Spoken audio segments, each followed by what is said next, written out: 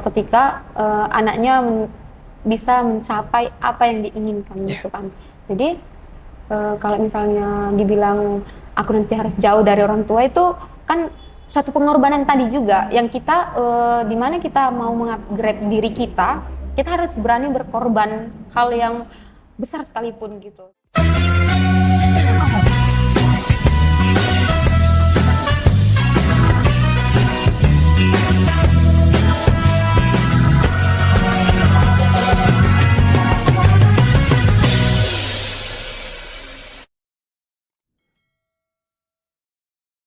Halo Sobat Mutiara, kembali lagi di podcast USM Indonesia, podcast cerdas berkarakter.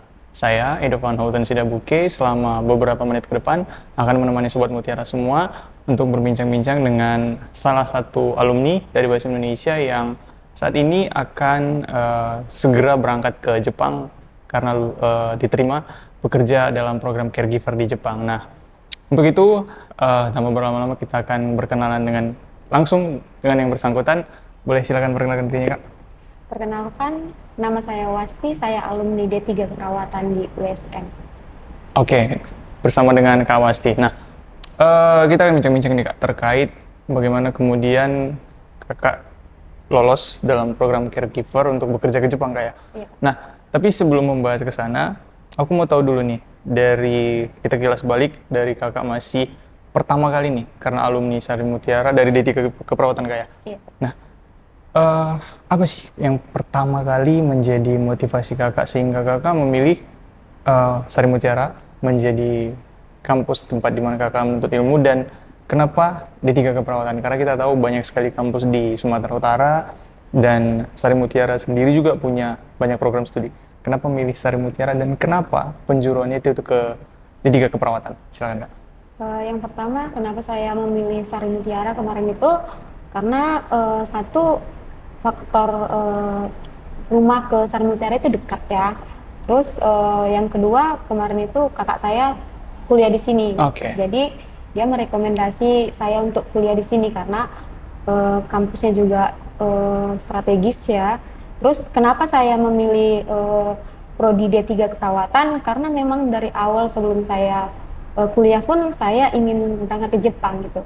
Jadi saya memilih D3 Keperawatan. D3 Keperawatan itu kan cepat tamat ya. Kalau S1 kan 5 tahunan. Yeah. Kalau D3 Keperawatan mungkin 2 tahun setengah. Kemarin itu udah selesai persidangan persenproan gitu. Jadi menurut saya ketika saya sudah tamat D3 Keperawatan, saya bisa melanjut les untuk melanjutkan bekerja di Jepang gitu. Oke, berarti karena ada faktor keluarga atau kakaknya yang sudah kuliah di Sari Mutiara. Kalau boleh tahu, kakaknya itu kuliah di keperawatan juga ya? Iya. Oke, berarti memang dari awal sudah diprospek untuk masuk ke program studi keperawatan. Dan kenapa D3? Karena lebih singkat gitu kayak proses belajarnya. Dan ini yang menarik tadi disampaikan bahwa dari awal itu memang sudah punya keinginan untuk bekerja di Jepang. Nah, kita kilas lagi, Kak. Selama jadi mahasiswa nih, kita tahu tentunya di Sari Mutiara khususnya program studi yang kesehatan pasti lumayan streng lah ya, bagaimana kemudian proses selama belajar, bagaimana etika dengan dosen dan mahasiswa dan sesama mahasiswa, dan juga bahkan ke senior harus sangat dijaga. Nah, boleh Kak ceritakan nih pengalaman menarik selama ya mungkin menjadi mahasiswa, kemudian program apa saja sih yang Kakak jalani selama masa perkuliahan dan kesan-kesannya nih selama di Sari Mutiara? Saya pada saat itu ketika menjadi mahasiswa itu ya, pada zaman saya itu kalau senioritas itu sangat tinggi ya. Ketika kita berpapasan sama dosen atau sejak teman-teman seangkatan aja, kita harus sapa salam gitu, setidaknya senyum gitu. Terus kalau kami kan D3 Keperawatan itu dulunya itu harus pakai harnet ya kalau kuliah gitu. Semisal saya tidak pakai harnet, kakak kelas saya bisa menegur saya gitu. Jadi senioritas itu sangat tinggi gitu. Jadi kita harus saling menghargai. Nah, itu punya saling menghargai baik dengan dosen maupun sesama mahasiswa, bahkan juga ke senior kayak. Nah, selama kakak kuliah di Sari Mutiara nih, ada nggak pengalaman? Pasti ya kita tahu orang-orang kesehatan itu pasti harus dinas di klinik, kemudian ke rumah sakit.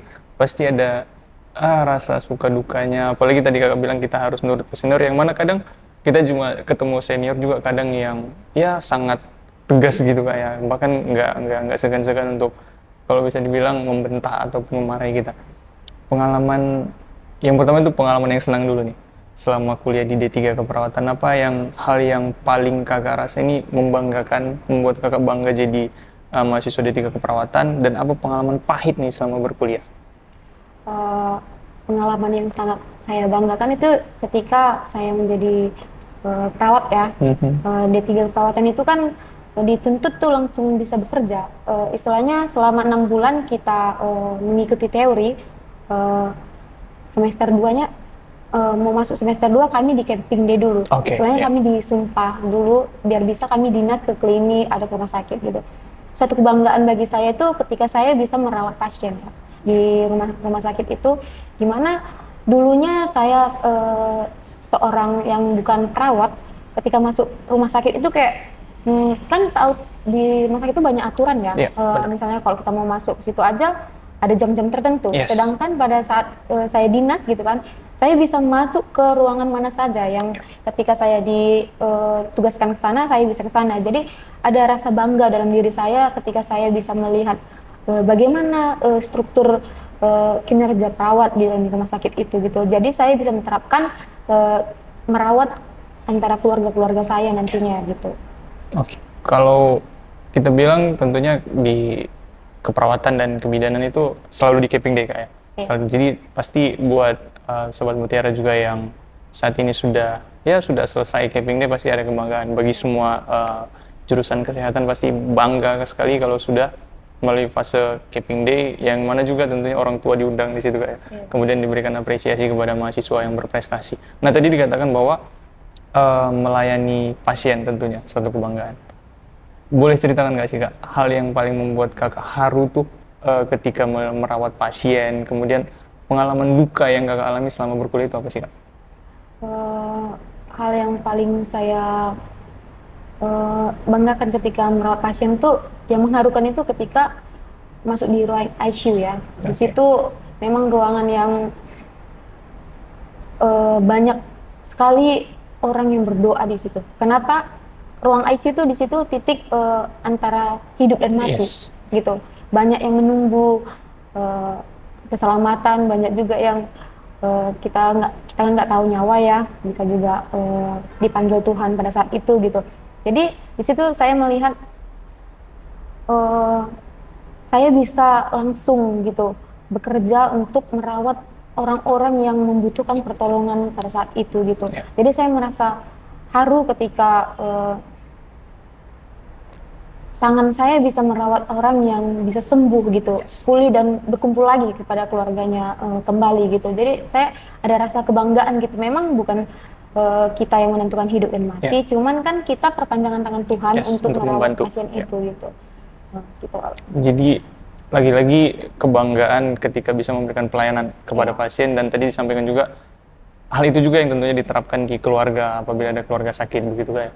Nah, setelah kakak tamat nih dari D3 keperawatan, kalau boleh tahu kakak langsung memang mengikuti program caregiver ini atau pernah bekerja sebelumnya kak di luar? Kemarin setelah tamat saya langsung les ya, les di LPK. Awalnya saya les di LPK, saya kemarin mau ikut program G2G. G2G itu memang khusus EPA, program perawat, gitu. Di situ persyaratannya harus mempunyai sertifikat N5. Jadi saya masuk begitu tamat langsung masuk LPK. Saya melalui proses itu udah hampir setahun juga di situ kan bang. Les, mengikuti semua tahap-tahap proses untuk G2G itu. Saya gagal di tahap akhir kemarin itu di tes kesehatan. Di situ saya merasa hancur. Kenapa saya tidak merasa hancur? Karena saya seorang kesehatan, tapi saya gagalnya itu di kesehatan. AB saya rendah pada saat itu. Memang sebelumnya saya tidak pernah melakukan tes kesehatan atau cek kesehatan. Itulah kesalahan terbesar saya dalam hidup saya di situ. Saya merasa kecewa, saya merasa marah. Karena apa? Karena saya orang kesehatan, saya gagal di kesehatan gitu. Jadi pada saat itu saya sudah ikutin les selama setahun di situ. Jadi saya tidak lulus kan karena tahap akhir mau berangkat ke Jakarta selama pendidikan 6 bulan. Kalau EPA tuh ada pendidikan 6 bulan di sana. Jadi saya gagal di situ, karena saya gagal kan, saya jadi menganggur tuh kan Bang. Untuk mendaftar EPA lagi harus menunggu setahun lagi gitu. Jadi di situ saya daripada saya menganggur, saya pikir, jadi saya melamar pekerjaan kemarin di Rumah Sakit Advent. Rumah Sakit Advent Medan. Yang pertama, kenapa saya memilih Advent? Karena dekat juga dari rumah. Jadi saya bisa pulang balik ke rumah gitu. Karena saya tipikal orang yang nggak mau ngekos gitu. Kalau sekali dekat sama orang tua ya, kalau bisa selalu pulang biar bisa menatap wajah-wajah orang tua kita kan. Orang tua kita kan semakin hari semakin tua gitu. Jadi di situ saya melamar pekerjaan di Advent. Saya bekerja di Advent kemarin itu. Setelah itu saya dapat info dari alumni Sari Mutiara juga kemarin itu, namanya Bang Alpin ya. Dia lulusan S1 perawatan. Dia bilang sama saya, "Dek, masih ada niat ke Jepang nggak?" Kayak gitu kan. Baru, "Kenapa Bang?" Kayak gitu kan. Dibilangnya, "Ini ada program ke Jepang nih, tapi gratis," katanya gitu. Baru, "Dekat juga dari rumahmu, tempat lesnya," gitu katanya kan. Itulah baru aku berpikir, atau aku coba lagi gitu, tapi ada rasa ketakutan juga Bang, karena trauma gitu kan. Udah mengikuti tahap demi tahap, toh gagal lagi. Jadi di situ aku benar-benar ada rasa takut gitu kan. Padahal di situ aku udah bekerja di Advent. Bekerja di Advent pun istilahnya, puji Tuhannya di situ pada saat itu aku kerja di situ aku dapat gaji 5 juta satu bulan kayak gitu. Jadi kan kalau misalnya kita tinggal sayang juga gitu kan. Benar sekali, karena lumayan nominalnya gitu ya. Karena banyak orang yang mau bekerja pun sulit gitu kan. Kita ngelamar pekerjaan juga langsung diterima gitu kan. Jadi aku berpikir di situ, terus aku berdoa ya. Karena aku mempunyai percayaan juga ya kan. Aku berdoa sama Tuhan, Tuhan kalau misalnya memang dari jalan ini aku bisa ke Jepang, aku dari awal memang pengen ke Jepang gitu kan. Kalau memang dari jalan ini aku bisa ke Jepang, tolong Tuhan lancarkan semua setiap prosesnya gitu. Kalau memang nanti ujung-ujungnya aku gagal, toh di tahap awal aja aku digagalin aja Tuhan, biar nggak terlalu banyak membuang waktu gitu kan. Aku berdoa. Terus sembari itu kan itu tes administrasi berkasnya itu dari online ya, bisa dikerjain walaupun sambil kerja gitu. Udah aku coba lah daftar di BPPP Medan kan. Jadi aku daftarin, setelah daftar nunggu dipanggil untuk tahap psikotes sama interview saat itu. Jadi udah waktunya mau apa, karena di situ ada dibuat, kan kami dibuat pelatihan tuh selama 6 bulan dan di asrama, jadi nggak boleh kerja gitu. Jadi kan aku harus mengikhlaskan pekerjaanku biar bisa meraih impianku yang dari dulu gitu kan. Jadi aku keluar dari Advent, aku ikutin proses di BPPP Medan. Jadi pada saat itu aku ujian psikotes di situ. Kemungkinan seminggu lah jelang waktu keluar pengumuman. Di situ aku lulus. Di awal tadi aku belum keluar dari Rumah Sakit Advent kan Bang, karena masih dilema. Benar pasti. Gitu.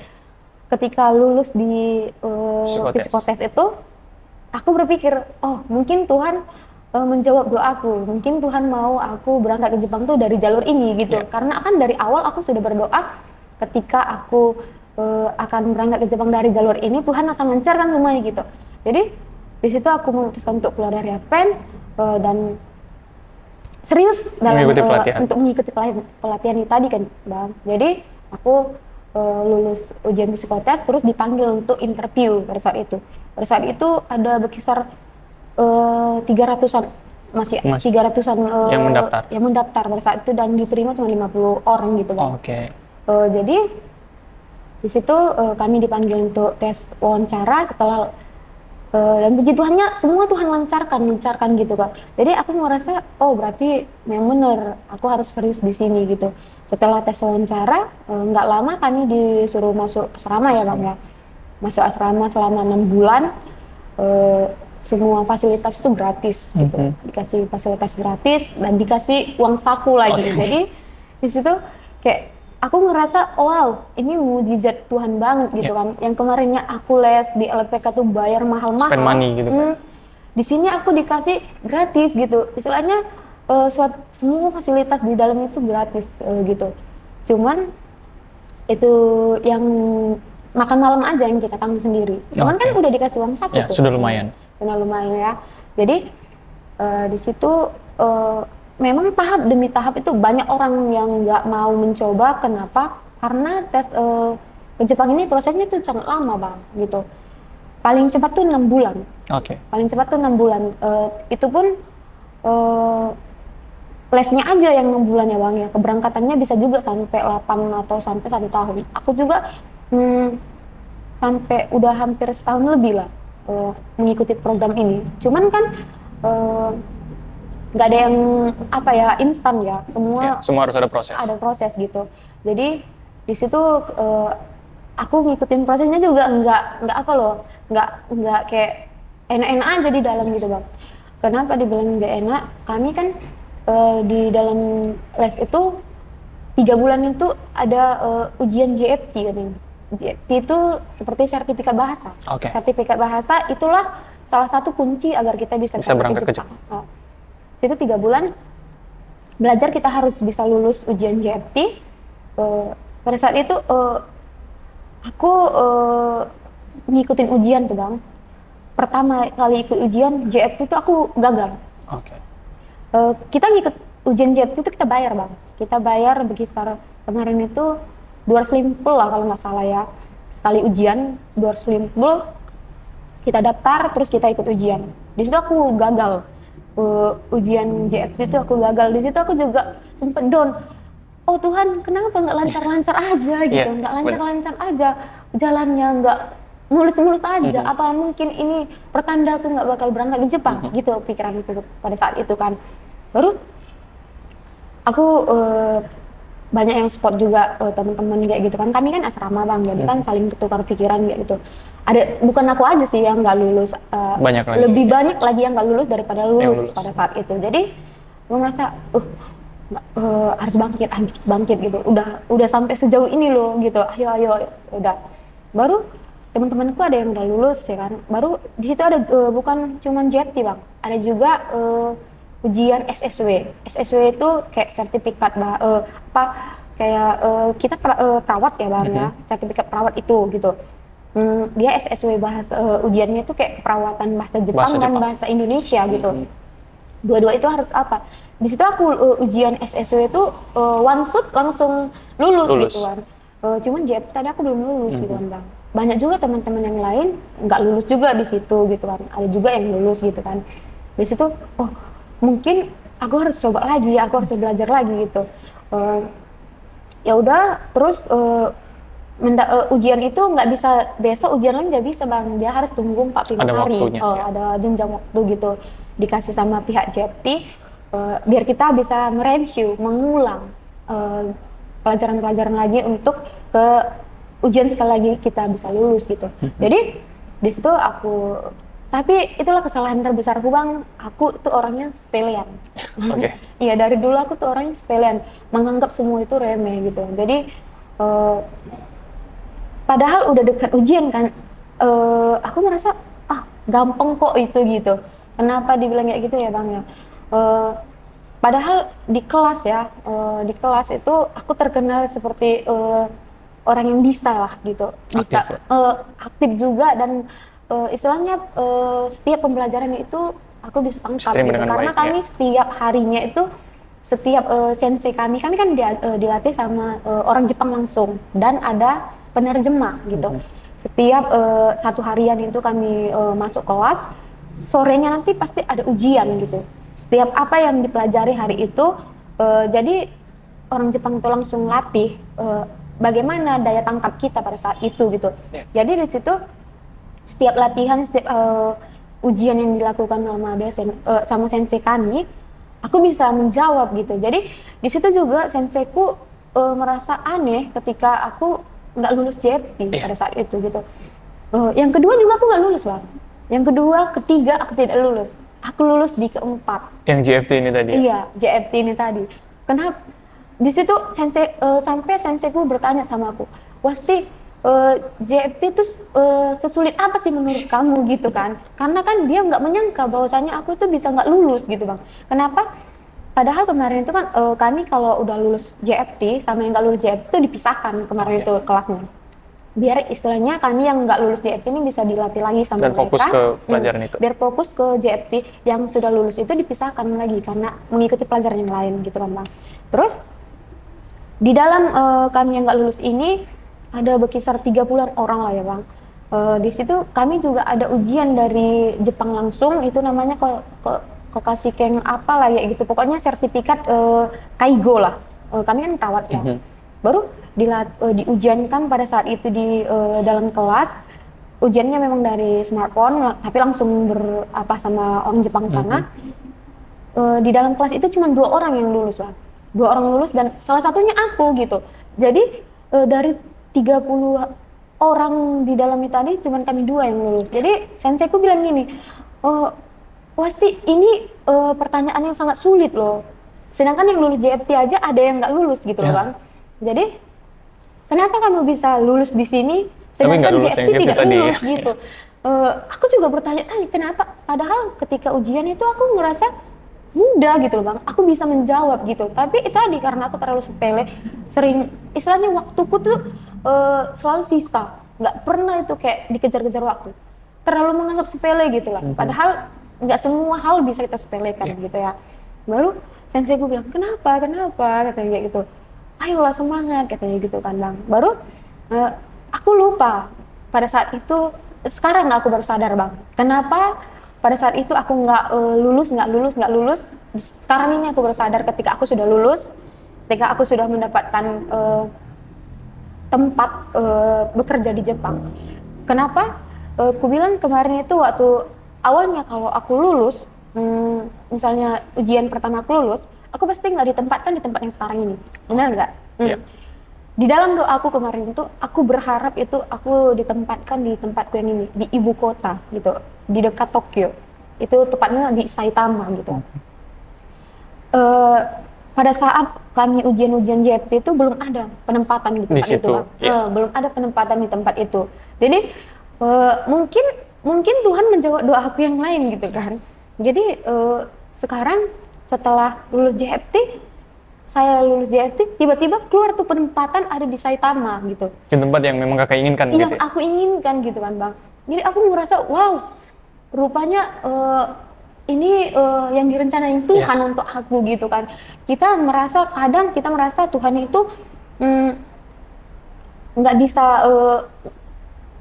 bisa melakukan apa yang kita inginkan. Tanpa memikirkan Tuhan itu punya rencana yang lebih besar untuk kita gitu kan. Baru di saat keluar Saitama, wah rupanya ini yang Tuhan inginkan gitu kan. Cuman kan bang, walaupun keluar penempatan itu, kita nggak bisa langsung milih di situ, langsung terima, enggak. Ada lagi jalur prosesnya kayak mensetsu interview dari pihak mereka gitu. Jadi di situ karena bahagianya aku langsung ngambil itu. Aku ambil itu dan puji Tuhannya lagi dia menerima aku, lamaranku itu gitu untuk mengikuti interview pada saat itu. Ya udahlah, ikut interview pada saat itu mensetsu lah dibilang kalau bahasa Jepangnya. Interview di situ, di interview dan puji Tuhannya aku diterima di situ gitu kan. Baru sekarang teman-temanku yang kemarin gitu lah bang ya. Padahal kemarin itu waktu aku belum lulus JFT, aku udah beberapa kali ikut interview. Padahal di situ ada juga rasa kekesalan dalam diriku bang. Kenapa? Gini, awalnya ujian JFT pertama itu kan ada berapa orang yang lulusan itu. Jadi udah tahap mensetsu interview gitu ya bang. Baru sensei kami nyuruh kami untuk semua istilahnya melempar lamaran ke tempat itu. Ada 5 lah perusahaan Jepang buka lamaran gitu kan. Kami disuruh ngelamar ke situ. Jadi aku juga ikut-ikut ngelamar lah ya. Jadi terus pihak Jepangnya tadi menerima aku gitu kan Bang, menerima di situ di 5 perusahaan ini tadi cuman 2 lah yang paling besar. Kita jangan munafik ya, kalau kerja itu pasti melihat gaji ya kan, yang paling tinggi, ya. yang mana paling tinggi, yang paling bagus, jam kerjanya kayak mana gitu, pasti itu kita tengokkan. Jadi di dalam 5 itu ada 2 di situ. Jadi aku cuma pilih yang 2 itu. Aku pilih 2 itu. Aku nggak mau bekerja. Dari dulu aku memang selalu tekankan dalam diriku, aku nggak mau bekerja kalau gajinya nggak sesuai gitu. Karena apa kita itu, tenaga kita itu kita harus hargai diri kita sendiri ya gitu. Jadi aku pilih dua-dua ini tadi, dan puji Tuhannya aku keterima nih di sini untuk ngikutin Mensetsu, sedangkan ada juga yang udah lulus JFT nggak keterima di situ gitu. Jadi aku ikut Mensetsu pada saat itu, ikut interview sama pihak Jepangnya. Pihak Jepangnya juga suka, udah nampak senseiku bilang juga dia suka dengan aku gitu kan. Cuman pas istilah pengumuman di situ keterima siapa, kami kan 4 orang tuh yang ikut Mensetsu pada saat itu, diterima cuma 2. Rupanya pihak Jepangnya bilang gini, di situ hanya menerima orang yang udah lulus JFT. Di situ aku ngerasa wow gitu kan. Terus kalau misalnya nggak diterima yang nggak lulus JFT, ngapain aku disuruh ikut Mensetsu gitu kan Bang. Kayak ngerasa buang-buang waktu loh aku di situ gitu. Mending aku tadi belajar fokus untuk ujian JFT berikutnya. Ini enggak, malah ikut Mensetsu. Di situ ada rasa kekesalan dalam diriku. Kenapa pada saat itu aku sudah merasa bangga ya. Kenapa? Karena aku udah bisa diterima untuk mengikuti Mensetsu pada saat itu. Tapi ketika keluar pengumuman dibilang hanya menerima yang udah lulus JFT. Jadi ngerasa kayak dipermainkan gitu ya Bang ya. Tapi aku marah, aku kesal di situ. Terus nggak lama kemudian Bang, keluar lagi lah perusahaan yang lumayan besar dari si Nagasaka yang ini. Itu tadi perusahaan Nagasaka yang ya.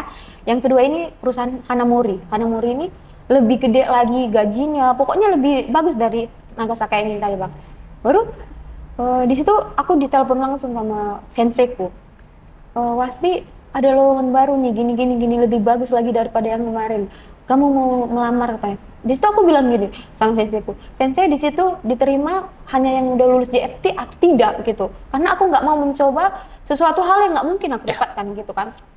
Baru senseiku bilang, enggak katanya kayak gitu. Mungkin dia bisa menunggu kau untuk lulus JFT katanya gitu. Jadi ada ketertarikan dalam diriku Bang. Di situ yang diterima cuma 2 orang, tapi yang ikut Mensetsu itu ada 10 orang. Dan 10 orang ini Bang, cuma aku yang belum lulus JFT. Semua lulus JFT udah ya. Baru kami ikut Mensetsu. Itu kelang Mensetsu itu nggak lama lagi saya akan mengikuti ujian JFT gitu kan. Jadi udah Mensetsu tuh sama pihak Jepangnya gitu kan. Baru rupanya pihak Jepang ini suka juga sama saya, ingin mempekerjakan saya di tempatnya ya Bang ya. Baru besok saya berdoa lagi sama Tuhan, aku bilang kayak gitu. Kalau memang di Hanamori ini kau tempatkan lebih bagus gitu kan, aku berserah aja samamu, terjadilah menurut kehendakmu gitu kan. Kalau memang di tempat itu aku tidak bagus, ya Tuhan lah yang lebih tahu gitu kan. Aku ngikutin ujian ya Bang, aku udah ngerasa yakin banget gitu. Ikut ujian, tahu Bang. Setelah ada sisa 20 menit lagi tuh waktuku. Aku ingat kali 20 menit lagi waktuku. Terus aku nggak mau, karena memang nggak bisa lagi di range ke belakang kan, cuma sebagian aja yang bisa range ke belakang. Ya udah, aku klik selesai. Ternyata no passed katanya. Anda tidak lulus katanya. Ya ampun, di situ aku ngerasa kayak nggak memijakkan tanah lagi gitu loh Bang. Kayak rasa, wow, ya ampun Tuhan, kenapa gitu kan. Jadi aku langsung hubungin senseiku. Aku bilang aku nggak lulus gitu. Padahal kan si Hanamori ini Bang, pengumumannya tuh udah agak lama ya. Dia udah nunggu aku untuk lulus JFT gitu. Kalau aku lulus JFT pasti dia nerima aku. Itu tadi karena orang-orang yang lain yang udah lulus JFT itu menunggu lama dibuat gitu, menunggu pengumuman keluar gitu kan. Baru ketika aku ujian JFT tadi aku bilang aku nggak lulus, aku bilang sama senseiku, langsunglah pihak senseiku mengabari perusahaan Hanamori itu. Langsunglah Hanamori bilang sama senseiku, padahal aku udah menunggu wasti gitu, tapi nyatanya dia nggak lulus gitu. Jadi aku eh, ambil yang lain dari yang itu gitu kan, dari 10 Dari itu 10 tadi. orang tadi. Jadi udahlah, keterima lah 2 temanku, dan akhirnya aku nggak terima juga di situ kan bang. Baru yang paling sakitnya pada saat itu aku dengar juga senseiku bilang nih sama orang-orang yang udah lulus CFT itu kan, dia bilang sangat sayang sekali Wasti tidak lulus CFT katanya. Karena kenapa? Karena Hanamori sangat suka sama dia. Cuman kembali lagi, memang persyaratan kerja di Jepang itu harus lulus Lulus GFT, GFT. Mbak. Itu yang paling penting gitu. Di situ aku kesal, aku marah juga sama Tuhan gitu kan. Apa sih Tuhan? Apa sih mau Tuhan gitu? Kemarin aku nggak lulus menses itu karena katanya GFT-nya yang belum ada. Ini dia udah nunggu aku loh biar aku lulus GFT, tapi nyatanya CFT-nya nggak lulus GFT-nya juga. nggak lulus juga Tuhan gitu. Padahal aku ngerasa aku bisa gitu kan. Jadi di situ aku down juga, aku marah lagi sama Tuhan. Tapi ada juga yang itu nih, karena kita serama kan, kita saling sharing, pikiran, saling ya. tukar pikiran. Terus senseiku juga selalu support, kayak ada juga berbagai temanku yang apa, udah nggak apa-apa, mungkin Tuhan punya rencana lain. Di situ aku mulai bangkit lagi, aku mulai berdoa lagi sama Tuhan. Karena aku cuma percaya sama Tuhan ya, karena aku selalu mengandalkan Tuhan. Tapi kadang-kadang namanya manusia ya bang ya, pasti kadang lupa sama yang didoakannya gitu loh. Benar-benar. Dia ngerasa pilihan kita itu yang paling bagus gitu, padahal enggak gitu. Sekarang aku baru sadar bang, betul. Kenapa sekarang aku bersadar? Aku bilang ketika aku lulus JFT, di situ benar-benar real fix Tuhan kasih hadiah yang sangat besar sama aku gitu. Keluar tempat di mana memang aku inginkan dari dulu gitu kan. Keluarlah apa Saitama katanya. Betapa bahagianya aku di situ. Langsung aku pilih tadi, langsung ku lempar lamaran di situ. Kami diterima cuma 3 orang di situ. Ada 6 orang yang istilahnya banyak pun yang mendaftar, tapi 6 orang yang harus ikut mensetsu gitu kan ya. Jadi aku diterima salah satunya di situ, terus mensetsu, terus diterima gitu. Baru diterima di situ, teman-temanku yang kemarin yang udah berangkat bilang, wah enak kali Kak Wasti gitu. Kenapa bang? Mereka ditempatkan di pedesaan di Jepang, di daerah Hyogo gitu. Sedangkan aku ditempatkan di ibu kota. Semua orang pasti pengen ke sana gitu kan bang. Jadi di situ mereka bilang, wah enak kali Kak Wasti. Walaupun nunggu lama tapi kau dapat yang lebih Tempat yang apa? diinginkan, ya. Baru gue bilang, aku di situ juga merasa, oh iya ini rencana Tuhan untukku gitu. Di situ aku berpikir, wah memang Tuhan itu nggak pernah tidur gitu. Tuhan tahu apa yang kita butuhkan, Dan apa yang lebih terbaik baik buat kita. untuk kita gitu. Jadi di situ dari yang tempat kemarin apa segala macam, kan kami udah ada tanda tangan kontrak ya bang ya. Istilahnya apa, struktur gaji semua udah ada tertera di situ. Jadi kami bisa melihat gitu. Baru dibilang orang itu dari segi gaji ya pasti beda lah ya bang. Iya, pasti lebih tinggi. UMR Jakarta sama UMR Medan gitu, kau lebih gede gitu dibilang orang-orang itu. Jadi aku sekarang ngerasa, oh ini rupanya rencana Tuhan untukku gitu, mungkin ini yang terbaik gitu. Jadi aku ngerasa ya puji Tuhan banget gitu loh. Nah itu dia tadi pengalaman dari Kak Wasti yang tentunya sangat luar biasa. Lagi-lagi kita harus percaya dalam proses, kayak apa yang kemudian menjadi keinginan kita belum tentu itu yang terbaik buat kita, dan Tuhan pasti tentukan mana yang terbaik, Tuhan lebih tahu. Tadi bahkan hal yang sebenarnya kita rasa sudah kita kuasai, ya kita pasti bisa lewatin ini, tapi ternyata Tuhan kata enggak. Belum ini waktunya, belum ini saatnya, tunggu sampai nanti aku memberikan yang terbaik. Dan bisa diterima di tempat yang diinginkan, yang mana di ibu kota kayak. Iya. Lagi-lagi kita bilang, ya pasti salary-nya pasti lebih gede, yang tentunya mungkin kalau di desa ya pulang kerja, setelah itu masuk ke tempat tinggal. Kalau Kak Wasti nanti pulang kerja bisa nongkrong-nongkrong mungkin di daerah kotanya begitu ya. Nah, Kak Wasti, dari sekian banyak yang Kakak sampaikan tadi, berarti Kakak termasuk orang yang menjalani setiap proses yang diberikan. Bagaimana satu yang kita tangkap tadi, harus ada pengorbanan. Iya ya kan? benar. Dimana kalau kita merasa di Medan, ya 5 juta itu udah luar biasa. Luar biasa. Apalagi kalau orang bilang, banyak yang bilang D3 itu mau jadi apa? Iya. Tapi D3 ternyata bisa gaji sampai 5 juta di kota Medan. Dan harus dilepas demi cita-cita yang lebih tinggi lagi, dan itu tadi harus ada pengorbanan, dan harus siap dalam proses gitu Kak. Dan kita yakin Kak Wasti pasti di Jepang bisa dapat mungkin ya 2 atau 3 kali lipat dari situ mungkin ya. Hah? 2 atau 3 kali lipat dari 5 juta ke gaji. Lebih. Nah itu tentu ini harus menjadi motivasi bagi teman-teman yang baik dari program studi D3 keperawatan maupun S1 keperawatan ataupun yang sedang nurse gitu Kak ya. Untuk ya mungkin mengikuti program caregiver karena kita tahu itu keuntungan Sari Mutiara. Kita bekerja sama dengan lembaga-lembaga penyedia layanan pekerjaan khususnya bagi perawat. Ini tentunya kesempatan yang harus dimanfaatkan untuk sobat Mutiara semua. Oke Kak Wasti, terakhir Kak. Ini kan kita tahu kalau orang udah bicara kerja di luar negeri, udah pasti bicara gaji. Iya Bang. Tapi seperti yang Kakak katakan tadi, Kakak kuliah di Sari Mutiara supaya dekat dengan rumah. Pilih tempat pekerjaan juga supaya dekat dengan rumah yang tentunya tujuannya orang tua gitu Kak. Iya. Nah ini tentunya Kakak akan berangkat ke Jepang, akan meninggalkan orang tua nih. Iya. Yang kita tahu kalau rindu sama orang tua nggak bisa kayak di rumah sakit Atuf ini tinggal pulang ketemu selesai. Ini tentunya harus ada keinginan bertemu orang tua nanti, jauh dari orang tua.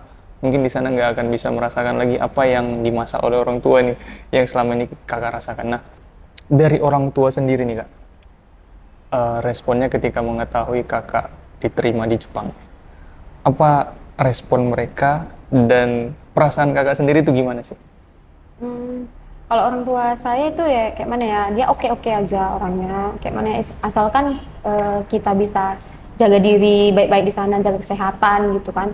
Jadi pasti ada rasa bangga ya dari orang tua kita ketika anaknya bisa mencapai apa yang diinginkan gitu kan. Jadi kalau misalnya dibilang aku nanti harus jauh dari orang tua itu kan suatu pengorbanan tadi juga yang kita dimana kita mau mengupgrade diri kita harus berani berkorban hal yang besar sekalipun gitu. Jadi pada dasarnya kita apalagi anak perempuan itu pasti akan jauh ya dari orang tua ya. Di situ kita bisa belajar gitu, mulai belajar. Tapi kan kita bisa juga pulang Bang. Kalau kami kan program kami kalau caregiver kayak gini TG 1 tahun 6 bulan di sana udah bisa cuti berbayar pulang ke Indonesia gitu. Jadi itulah enaknya program TG, bisa pulang 6 bulan setelah kerja. Terus kalau misalnya ada urgen juga bisa pulang gitu. Jadi rindu ya pasti ada rindu ya. Cuman kan kalau misalnya deket tadi bisa langsung pulang, tapi kalau jauh nggak mungkin. Paling video call. Oke, dari video call. Nah, kalau dari Kakak sendiri nih, apa sih yang Kakak rasakan nih akan jauh nih dari orang tua nih, nggak bisa ngelihat, ya paling banyak video call, tapi saya yakin pasti tidak menghilangkan rasa rindu tentunya dari orang tua. Nah, ketika Kakak